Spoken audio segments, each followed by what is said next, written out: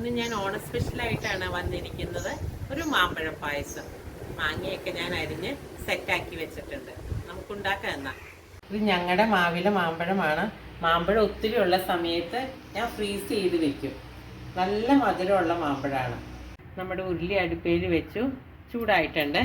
ഇനി ഒരു 1.5 സ്പൂൺ നെയ്യ് ഒഴിച്ചിട്ട് നമുക്ക് മാമ്പഴം ഒന്ന് വരട്ടണം.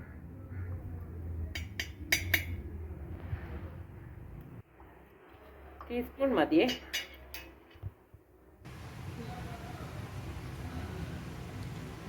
നെയ്യ് ചൂടായി, നമുക്ക് മാമ്പഴം ഇട്ട് കൊടുക്കാം. ഒരു 300 ഗ്രാം കാണും. ഞാൻ ചെത്തി എടുത്ത് കഴിഞ്ഞിട്ട് എല്ലാം കൂടി വൃത്തിയാക്കിയാണ്. പിന്നെ നമുക്കിത് ശരിക്കിട്ട് വഴറ്റിയെടുക്കണം. എൻ്റെ മോക്കായിട്ട് എടുത്തു വെച്ച മാമ്പഴമാണ് ഫ്രീസറിനകത്ത്. അവള് ഏപ്രിൽ വരുമെന്ന് പറഞ്ഞു. അവൾക്ക് മാമ്പഴക്കറി ഭയങ്കര ഇഷ്ടമാണ്. ഞാൻ ഉണ്ടാക്കി ഒരു ദിവസം കാണിച്ചു കഴിഞ്ഞപ്പോഴത്തേക്ക് അയ്യോ മമ്മി എനിക്ക് വേണ്ടി എടുത്തു വെച്ചേക്കണമെന്ന് പറഞ്ഞു. പക്ഷേ അവൾക്ക് വരാനായിട്ട് പറ്റിയില്ല, കൊറോണ കാരണം. അതുകൊണ്ട് എനിക്ക് പായസം ഉണ്ടാക്കാനായിട്ടുള്ള മാമ്പഴം ശരിക്കും വഴന്നിട്ടുണ്ട്. ഇനി നമുക്ക് ശർക്കര പാനി ഒഴിച്ചു കൊടുക്കാം. 1 കിലോ ശർക്കരയാണ് ഞാൻ ഉരുക്കി വെച്ചേക്കണത്. ഏകദേശം മധുരം കൂടുതൽ വേണ്ടവർ കൂടുതൽ ചേർത്തോണം, കുറവ് വേണ്ടവർ കുറച്ച് വെച്ചാൽ മതി. ഒഴിച്ച് നോക്കാം നമുക്ക്.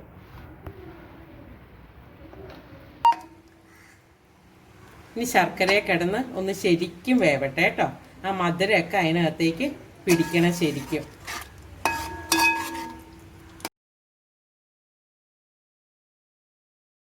നമ്മുടെ മാമ്പഴം നല്ല വെന്ത് കുറുകിയിട്ടുണ്ട്. ഇനി നമുക്ക് 2ാം പാൽ ഒഴിച്ചു കൊടുക്കാം. നമുക്ക് നല്ല ഭംഗിയുണ്ട് കാണാനായിട്ട്. ഇതിനൊന്ന് തിളച്ചതാവട്ടെ, എന്നിട്ട് നമുക്ക് തൻപാൽ ഒഴിക്കാം.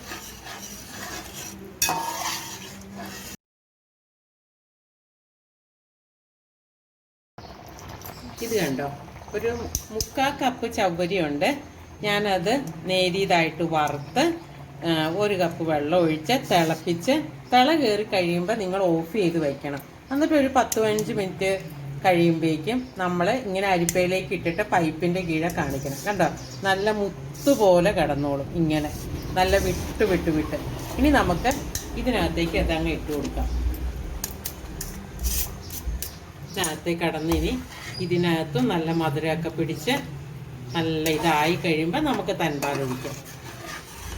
കണ്ടോ, മേളിൽ കിടക്കണ കണ്ടോ, കണ്ണു പോലെ കിടന്നോളും. ശരിക്കും തിളച്ചിട്ടുണ്ട്.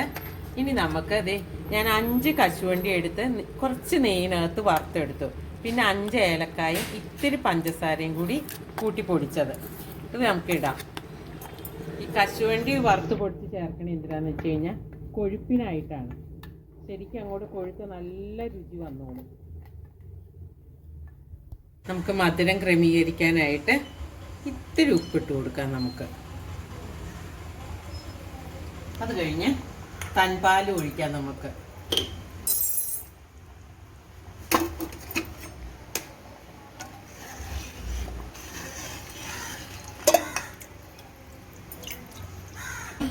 ഏകദേശം ഫൈനൽ സ്റ്റേജിലേക്ക് എത്തിക്കൊണ്ടിരിക്കുകയാണ്.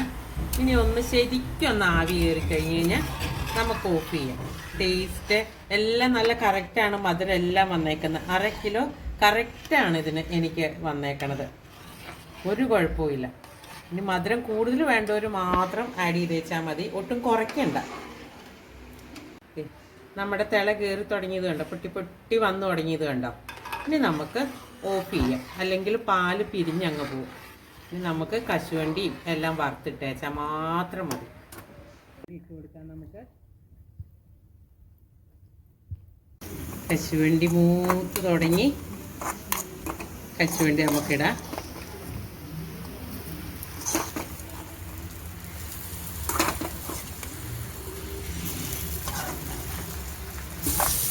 നമുക്ക് തേങ്ങാക്കൊത്തിട്ട് അതും കൂടി വറുക്കാം. നമ്മുടെ തേങ്ങാക്കൊത്ത് മൂത്ത് തുടങ്ങി, ശരിക്കായി. ഒന്നും കൂടി ആയിക്കഴിഞ്ഞ് കഴിഞ്ഞാൽ നമുക്കതങ്ങ് ഇടാം. പായസത്തിൻ്റെ പണി കഴിഞ്ഞ് നമുക്കിടാം.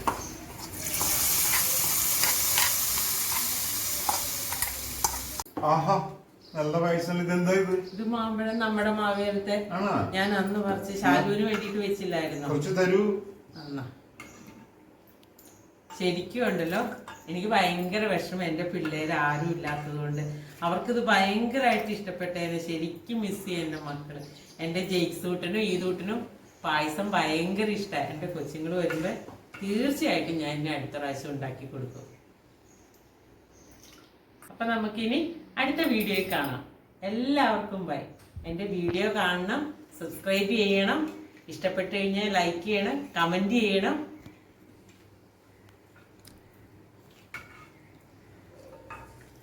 ഉഗ്രൻ ആണോ?